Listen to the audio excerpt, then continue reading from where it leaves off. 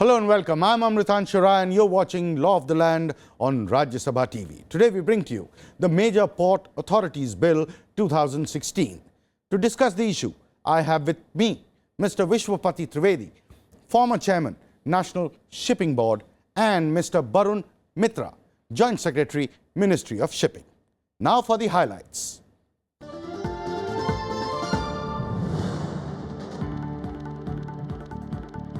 Bill provides full autonomy and flexibility to the major ports.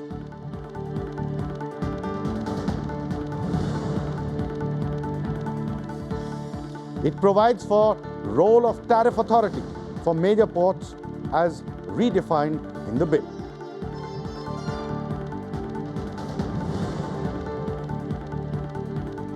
And it allows Board of Port Authority to use assets and funds for development of major ports.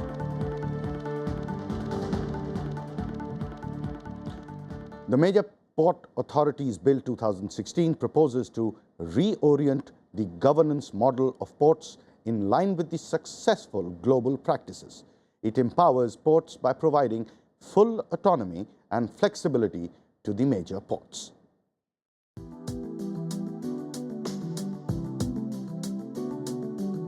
The entire theatre in which the major ports operate has changed, with private ports coming into existence. The major ports are facing problems in implementing changes which will help them to compete with the expanding market condition. The major port trusts were created by the central government in 1960s following the service port model. Each of the major port trusts so constituted is being governed by a board of trustees. The current model of the Board of Trustees has operational restrictions due to diverse representation of the trustees. Some of the factors, such as regulation of tariff in the major port by the tariff authority and the administrative control by the central government, hinder the growth and development of the ports. The bill seeks to iron out some of these issues by making the governance of ports more professional. Most important feature which I feel that for the operation of the ports, 3 members will be the functional heads of the port, which is very important, which was not existing at the moment. Number 2, the positive thing is that the port will have the power on the land use for the port. Directly port related, they would be having the power to lease it out for 40 years. The bill also proposes a simplified composition of the Board of Port Authority, which will comprise of 11 members in place of the existing 17 to 19 members representing various sections.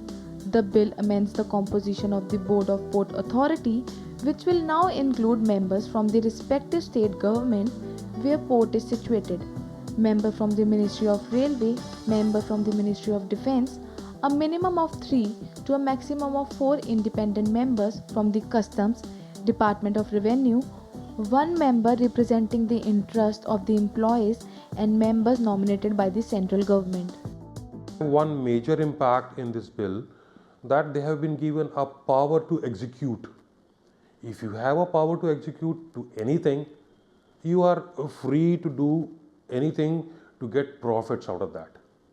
So it will be kind of a national profit that we are getting this kind of a bill, and it will be a total replacement of the old. The Major Port Authorities Bill 2016 will apply to all the major ports like Chennai, Cochin, Jawaharlal Nehru Port, Kandla, Kolkata, Mumbai, New Mangalore, Marmugao, Paradip, Vio Chidambaram and Vishakhapatnam. The Major Port Authorities Bill 2016 was introduced in Lok Sabha on December 16, 2016 by the Minister of State for Shipping. The Major Port Authorities Bill 2016 aims at giving autonomy to 12 major ports, and these ports will be autonomous once the government passes the bill. Nisha Malhotra with cameraman GK Pandey for Rajya Sabha Television. Composition of the board is the major change that has really happened. Now, sir, what is the component of the professionals? Because as we went by, about 7 to 8 of them represent already the government. So what's the component of the professional side so that the forward advancement of these ports continues?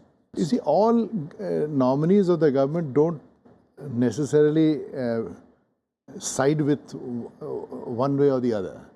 So, as representative of the state government brings the state government views into position in that board discussion, which is also very important.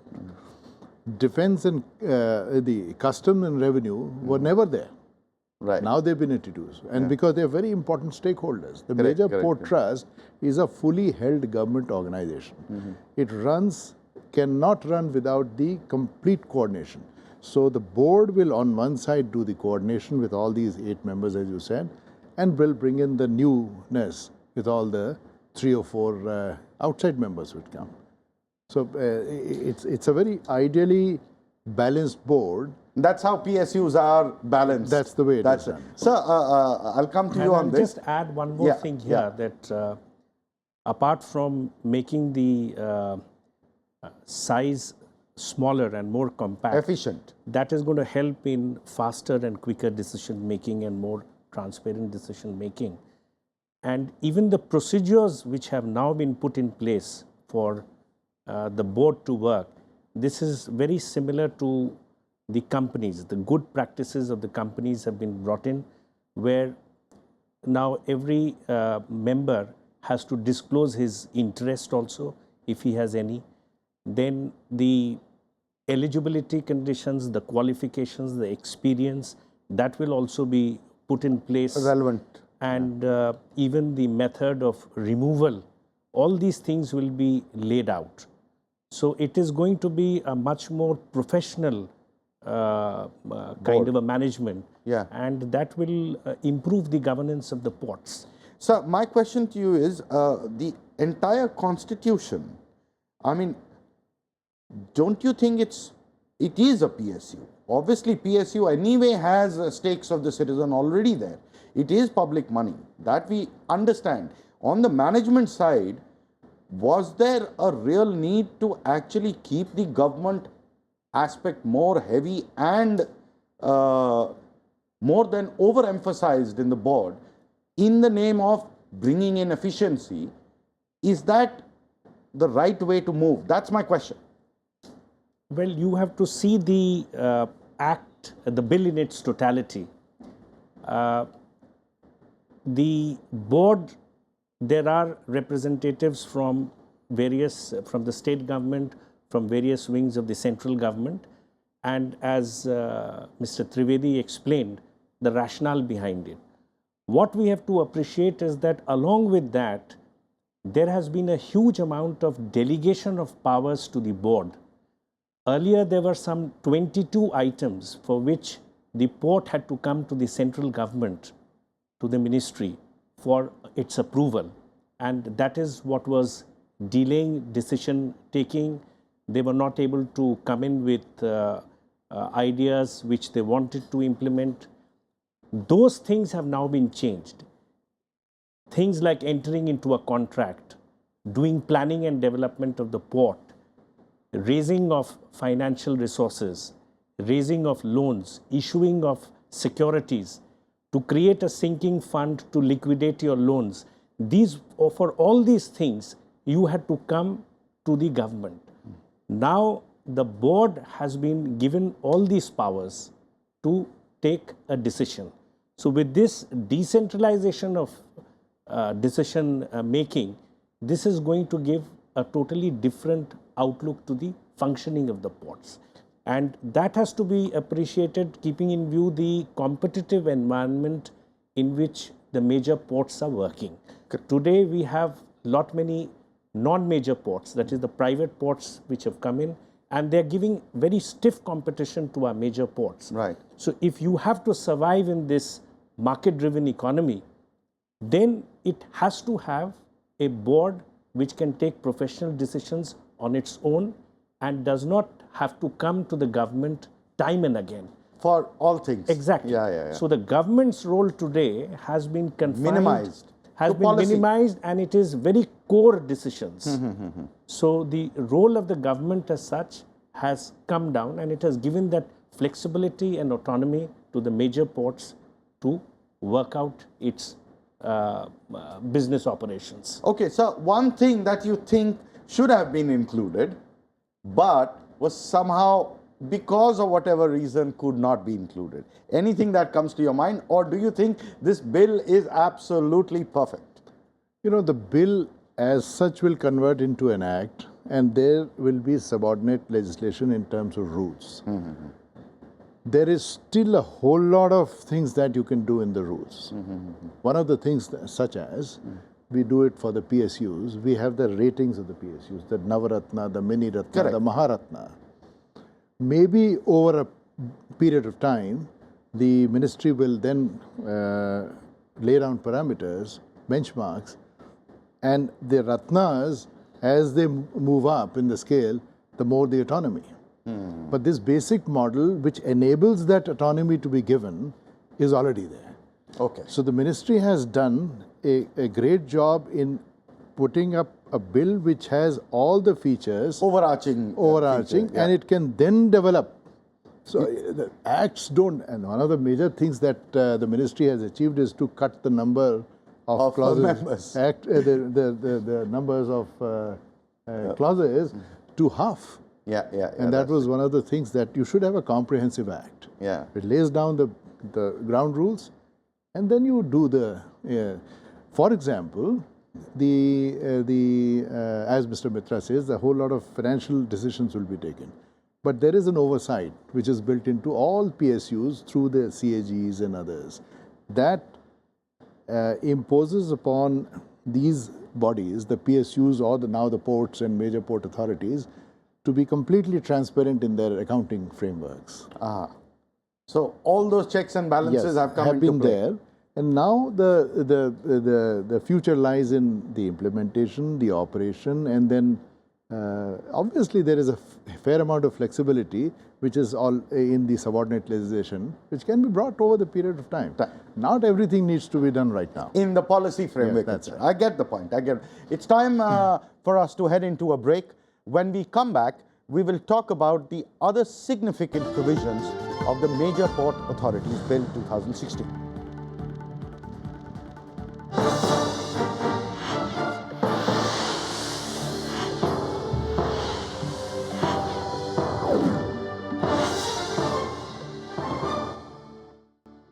Welcome back. The bill gives the board more financial liberty. It redefines the role of tariff authority for major ports by giving it the power to fix tariff, which will act as a reference tariff for purposes of bidding for PPP projects. The PPP operators will be free to fix tariff based on market situation. It also empowers them to impose penalty. Bill empowers the centre to order survey or examination of the works of the Port Authority and to restore and complete the works at the cost of the Port Authority. Bill authorizes central government to take over the management of the Port Authority in certain circumstances. Centre is allowed to issue directions to any or every Port Authority. Bill also empowers Centre to exempt certain vessels from the obligation to use port assets in the interest of security of the nation. New Major Port Authorities Bill approved by the Cabinet will delegate more authority to the major ports to take decision on tariff rates and professional approach on other issues, keeping in view stiff competition faced with the ports in the private sector and neighboring countries such as Colombo, Dubai and Singapore. The bill allows the Board of Port Authority to use its property, assets and funds as required for the development of the major port. It enables the board to frame contracts necessary for effective enactment of the proposed legislation. It allows board to make regulations for the operation, development and planning of major ports. Board is enabled to formulate rates for assets and services provided at the major port. Bill allows ports to claim lien on goods or to seize and detain the goods until rates and rents are fully paid. The port body will have the powers to lease the land for port-related activities up to 40 years, non-port related activities up to 20 years. what I can foresee is a big opposition that of leasing out the port land to private entities. Any person who violates any of the provision of this Act or any rule shall be punishable with fine, which may extend to Rs 1 lakh. Port Authority has introduced the new provision of Corporate Social Responsibility (CSR) and Development Infrastructure Bill enables it to constitute an adjudicatory board for adjudication of disputes among major ports, PPP concessionaries and captive users.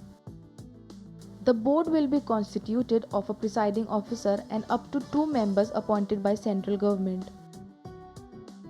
The bill shortens the existing 134 sections of the Major Port Trust Law to 65 by eliminating overlapping and obsolete sections. Earlier, the government had to take permission for each and every contract. Now, the government has full power to give contract under public-private partnership. Nisha Malhotra with cameraman DK Pandey for Rajya Sabha Television. So there's a lot of delegation of power and authority to the new body that has been created, which means it will be able to act in an autonomous manner to achieve certain targets and goals, just like any other professional entity. But the question, sir, the question, and I would like you, the point that was made out there, leasing out of port assets, including land, and it is, the ports are going to be the landlords, right? That's how it has been made out to be. And do you see resistance of any kind, or do you see further regulations being put in place once the rules and guidelines come into place? Then the picture is going to be complete. So what are the precautions which are being contemplated to ensure that the initial resistance to the whole issue of port lands being leased out for non-port activity for about 20 years to raise revenue? Yes, sir. You see, we already have the land policy guidelines also in place, and it allows leasing of land for port use as well as for the non-port use. The present provisions in the bill, they have provided that it has given the board more powers in estate management, so that they can draw up their master plan. It can work like a local authority and draw up a master plan. It becomes easier for them to do long-term perspective planning in terms of, laying down pipelines, the communication Infrastructure. links, the infrastructure. And they don't have to come every time to the central government. Central government. Now, the second thing is that when you give the land for 40 years, after 40 years, you have to anyway come back to the central government for the approval. So, in a way, it is not that the port is divesting itself of its land. And there is a provision in the bill which very clearly says that if the port is going to divest its assets, then it has to come to the central government for Oh, so that's approval. clear. It is That is what needs to be underlined, that any assets that need to be divested, the center will have to be brought into the picture. Yes. So the board is not really empowered or authorized to go to the extent of divesting its assets. So that's not a possibility. Yes. It's just limited to leasing out. Exactly. Right? Exactly. Okay. The second part, sir, on the tariff authority management, sir. What's the novelty here? How is it different from earlier? They did not have any such power. I accept it's a novel idea in itself. But in that novelty, how is it competitive with the I'll private tell you, sector? the tariff authority for major ports, the TAMP, has been a part of the earlier 1963 Act. Right. So they had a role defined through the Act. And they used to do two things. One was fixing the tariff rates, cargo, handling rates, wharfage and other things. And then they had a schedule of rates for several other activities. the process was so difficult for the ports. You see, tariff is the be-all and end-all of the profit or the generation of surpluses. Now, tariff has to be very flexible in a dynamic economy. The major ports were competing with the non-major or the private ports with their hands tied. That was not getting them the enough flexibility to compete with the private ports. You go to a private port, you can actually negotiate a tariff right sitting there. Correct. In one of the major ports, if 100 rupees per kg is the tariff, that's it. You have to, the other guy, neighboring ready port, to go down. He'll probably give it for 80, so you get the ship going there. So there was an issue with TAMP. It was slow, it was coming in the way of competition, making the whole decision making inflexible, and that power now rests with the board. So I want to understand a supplementary question. I understand, but how dynamic? You have acknowledged that this allows more dynamism in the board, right? Yeah. Now, what is the level of dynamism? Is it going to be the same as the private sector where you can sit across and negotiate, or is it going to be timeline based, that the authority will sit for 15 days and the tariff will be for this for 50? So the dynamism level, is it going to be same or different? As I just earlier said, that the entire act is an enabling platform. Yeah. The dynamism will come as happens in different companies, they're operated by different people, a group of people. The dynamism comes out of two things: the need to do it, and the people who do it. Right. You can't define that in the act. So eventually, it all boils down to the but the TAMP kind of an issue. The TAMP was an external body. It's not part of the port. Right. External autonomous body, not reporting to the port. It was reporting to the ministry. So TAMP has its own way and sluggishness in doing things. That has been transformed. That will now become. So I'm pretty much sure that the delays that were taking in TAMP will be reduced. Number one. Is that good enough? Number two, if I take a decision, I own the decision. And I run by my decision and I stand by my decision. So if the board takes a decision on a particular tariff and they still don't do well, it's the board who can be held responsible. Yesterday, they could always say that TAMP decided the rate, what can I do? Okay, so now it has been... So now there is accountability. There's accountability, the responsibility, and then they have to prove that what they did was right. And that's what, again, it cannot be brought in the act, but this is what actually happens. Okay, and yes, just adding to it is that along with this redefining the role of TAMP, this bill also provides for an adjudicatory board. So whenever there is any kind of a dispute between the port and the concessionaire, that remains unresolved as of now. So it is this adjudicatory board which can step in and resolve it. Similarly, there are issues between the ports, the concessionaires and the port users. That is also going to be resolved through this adjudicatory board. Then there are many stalled projects, and that becomes almost like an eyesore, and it has to be sorted out because it affects the productivity as well as the profitability of the ports.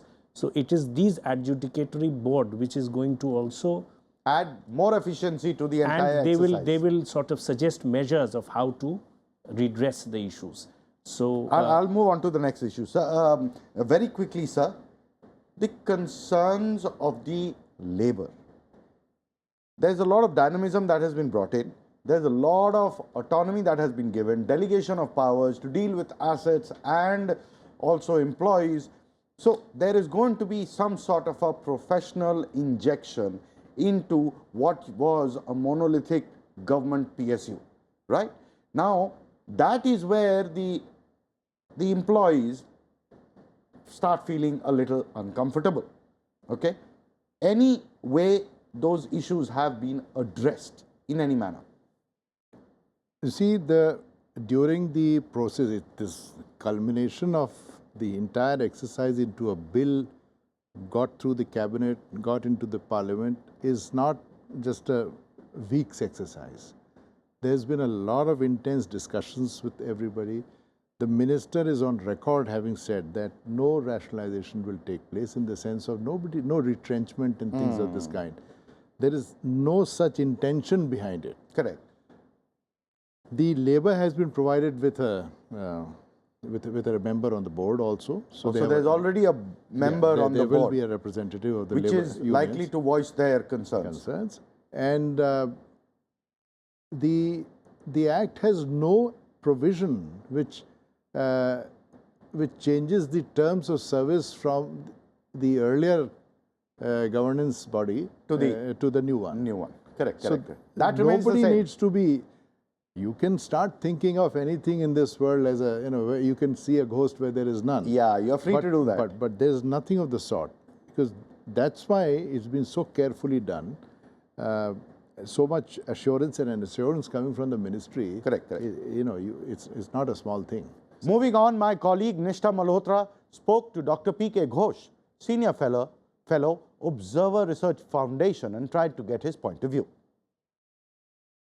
The Major Port Authorities Bill replaces the Major Port Trust Act 1963. How will it make a difference? Most of the major ports suffer from inflexibility, which is probably present in the non-major ports. And that is why they have captured from 20 to 45% of the market. So this effort, which is a very good effort, I must agree. Of course, no effort can be foolproof, but this is a good effort. I think the bill has really very well balanced the public policy as well as the commerce aspects, commercial aspects, which are very important. What are the shortcomings in the bill? The presence of the government member is essential for any important decisions of the board, which essentially means that all members are not equal. I think decisions should be taken by a simple majority, which would probably hasten the process of decision making. Even the settling of tariffs, though a certain degree of flexibility has been given to the board to settle tariffs, the tariff board is no longer valid from that point of view. Thank you, sir, for joining us on this discussion. Time for us to end the show. You can email your suggestions and comments to law.rstv@gmail.com. You can also watch our shows on the RSTV page of YouTube. We'll be back with a new issue and a new episode. Keep watching Rajya Sabha TV.